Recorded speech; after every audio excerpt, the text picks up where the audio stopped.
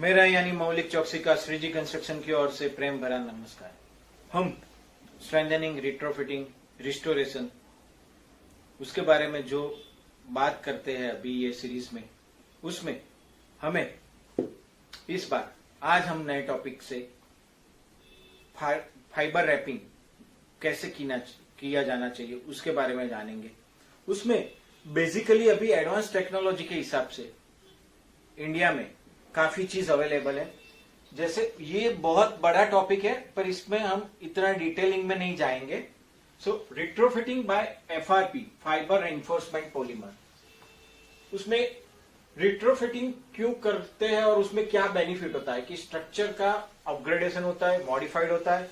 सबसे बढ़िया इसका यूएसपी ये है कि ये एकदम इजीली होता है, प्रैक्टिकल होता है और लेस टाइम पे ये होता है। अभी एफआरपी माने composition of protective polymer reinforce with high strength and light weight, ये सबसे ज्यादा टच करने वाली चीज है कि जिससे कंक्रीट को हम कन्वेंशनल मेथड में रिपेयर करते हैं तो वो तोड़ना भी बहुत मुश्किल है। तोड़ना तो दोनों चीज में आता है पर उसके बाद उसका कंक्रीट का जो स्ट्रेंथ का 28 डेज का क्योरिंग का टाइम है, 14 डेज, 28 डेज, उसके बाद हमें उसको मॉडिफाइड करना होता है। तो ये टाइम बहुत बड़ी चीज है। सो टाइम को बचाने के लिए एज वेल एज नई टेक्नोलॉजी को एडेप्शन करने के लिए ये एफआरपी सिस्टम डेवलप हुई है। ये जो वर्ल्ड में बाहर से भी जो भी चीज हो रही है उसका कई पोर्शन इंडिया में बहुत टाइम से हो रहा है। सो ये क्यों, वाई यूज्ड, तो मोर ड्यूरेबल है, एडिक्वेट डिजाइन है जैसा मैंने आपको बताया, increase of load, increase of life span, exceptional and accidental loading, seismic retrofit, बहुत जल्दी और इजीली स्पीडी होता है और स्ट्रेंथ जल्दी से मिल जाती है। So again in the term of techno commercial aspect हम प्रोजेक्ट का टाइम लिमिट उसको एलिमिनेट करते हैं जिससे प्रोजेक्ट का ओवरऑल कॉस्ट से हमें मुनाफा होता है और हम फास्ट रिकवर कर सकते हैं। उसमें कौन कौन सी टाइप्स होती है, जैसे ग्लास फाइबर होता है, कार्बन फाइबर होता है, एरामिड एफआरपी होता है जो एरोमेटिक पॉलीएमिड के नाम से जाना जाता है। आज हम ग्लास फाइबर रैपिंग के बारे में बात करते हैं। तो ग्लास फाइबर रैपिंग माने ग्लास फाइबर क्या है, तो mixing of silica, limestone, folic acid 1260 degree पे हम बंद करते हैं तब जाके ये एक मटेरियल बनता है जिसको ग्लास फाइबर बोला जाता है। Excellent characteristic, better than steel in certain forms, माने हर कोई चीज का एक यूएसपी होता है और उसकी एक स्ट्रेंथ होती है और कोई चीज उसकी वीकनेस होती है। सो ये कार्बन फाइबर नहीं, ग्लास फाइबर में ये चीज एक्सीलेंट कैरेक्टरिस्टिक कई चीज में वो कंक्रीट से बेटर परफॉर्म कर सकता है।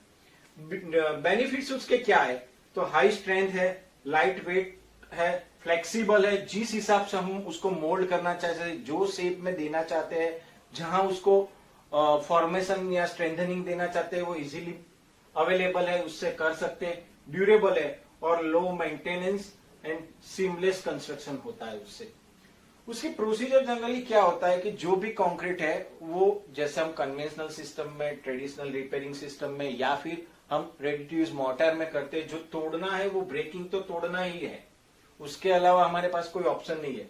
ब्रेकिंग कर लिया, ग्राइंडिंग कर लिया, उसके बाद अगर कोई कॉलम का हम रैपिंग करते हैं तो उसका एजिंग सही से कर लेना होता है और एजिंग के बाद उसको चैम्फरिंग करना होता है। जैसे आप ये जो देख रहे हो उसमें ये जो शार्पन एज है, हॉरिजॉन्टल वर्टिकल एज, उसका चैम्फरिंग किया होता है जिससे ये धार है, वो जो एज है वो शार्पन नहीं होती जिसके ऊपर कुछ लग जाए या वो टिक पाए। इससे ये सब एजिस उसकी चैम्फरिंग होनी चाहिए। उसके बाद उसका सही से क्लीनिंग कर लेना होता है एपोक्सी बेस्ड प्राइमर से। उसको जहां ये रैपिंग होता है वो यूनी एक्सल होता है, बाई एक्सल होता है। वो again it's a subject of strengthening the concrete, strengthening the structure. So उसमें डीपली इन्वॉल्वमेंट स्ट्रक्चरल इंजीनियर का होना चाहिए और उसके जो टीडीएस और स्पेसिफिकेशन होता है उसके हिसाब से ये होना चाहिए। ये एक जनरल सिस्टम के हिसाब से मैं आपको बता रहा हूं कि उसको प्राइमिंग होता है, उसके बाद उसका लेवलिंग, जहां भी कोई गैप है तो उसका लेवलिंग होना चाहिए, क्योंकि ये एक लेमिनेशन लगने वाला है ग्लास फाइबर का, इसलिए अगर वहां गैप होगी तो वो छूट जाएगा, वो डिबाउंड हो जाएगा, इसलिए एपॉक्सी पुट्टी से उसका लेवलिंग करना चाहिए। उसके बाद एडेसिव करके वो सीट पे लगाने के बाद उसको वो वर्टिकल जगह पे चिपका देना होता है। Stick glass fibre perfectly without gap and apply roller on it. अगर ये चीज में जैसे कोई सीट है और ये मेरा पूरा स्ट्रक्चर है, ये कोई कॉलम है और मेरी ग्लास फाइबर की रैपिंग की सीट मैंने इतनी लगाई लेवलिंग करके, चैम्परिंग करके, उसके बाद दोनों सीट पे ओवरलैपिंग होना चाहिए। वो 50 mm 100 mm से as per the TDS, as per the requirement of the structural engineer वो हमें करना होता है। ये हो जाने के बाद फिर से उसके ऊपर एक एडेजन लगता है एपॉक्सी बेस और उसका रिप्लास्टरिंग होता है। ये सिंगल यूनिडायरेक्शन में भी होता है, बाय डायरेक्शन में ना, जिस हिसाब से स्ट्रेंथ की रिक्वायरमेंट है उस हिसाब से ये करना चाहिए। ऐसा कह सकते हैं कि कोई स्ट्रक्चर हो जो समझो G+5 का है। अभी G+5 तो बहुत कम गिना जाता है क्योंकि मैं अहमदाबाद से बिलोंग करता हूं, ये आप लोग जानते हो। अहमदाबाद में भी 70 मंजिल की परमिशन मिल गई है और अभी 22-23 मंजिल तो कब से चल रही है। अगेन ये प्रोजेक्ट समझो कोई होता है वो 3-4 साल तक चलता है, तो इन बिटवीन अगर गवर्नमेंट का कोई GDCR आता है, कोई नॉर्म्स आते हैं, कोई डेवलपमेंट होता है पॉलिटिकल लेवल पे, तो उसकी FSI बढ़ती है।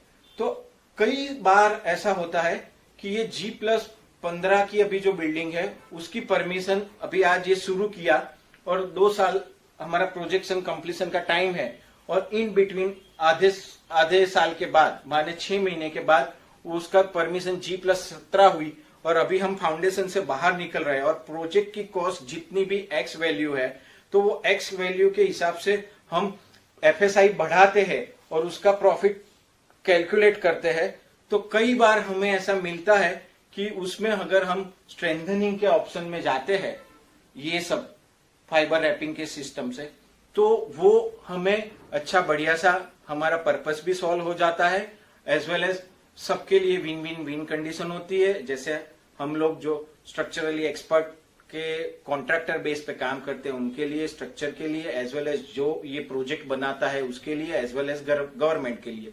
माने ये इसीलिए अभी के हिसाब से फाइबर रैपिंग बहुत बढ़िया सा solution, quickest, fastest and easiest solution है। So once again thanks a lot, आपने मेरी ये वीडियो को सुना। अगर मेरे ये वीडियो में कहीं कोई मिसिंग रह गई हो तो आप मुझे कमेंट कर सकते हैं और डिटेल में जानना हो तो मेरी जो भी वीडियो की जो लिंक है उसमें आप जाके श्रीजी कंस्ट्रक्शन चैनल पे डिस्क्रिप्शन पे आप डिटेल में जा सकते हो, उस पे आप जो भी अपनी कमेंट है वो शेयर कर सकते हो। और मुझे कोई भी आपका मैसेज है या कोई भी क्वेरी है तो मेरे व्हाट्सएप नंबर 9824505181 पे आप भेज सकते हो। मेरा ईमेल आईडी है info@srijiwaterproofing.com। मेरी वेबसाइट का नाम है www.srijiwaterproofing.com। खुश रहे, मस्त रहे, स्वस्थ रहे, पर अस्त व्यस्त न रहे। धन्यवाद। जय हिंद।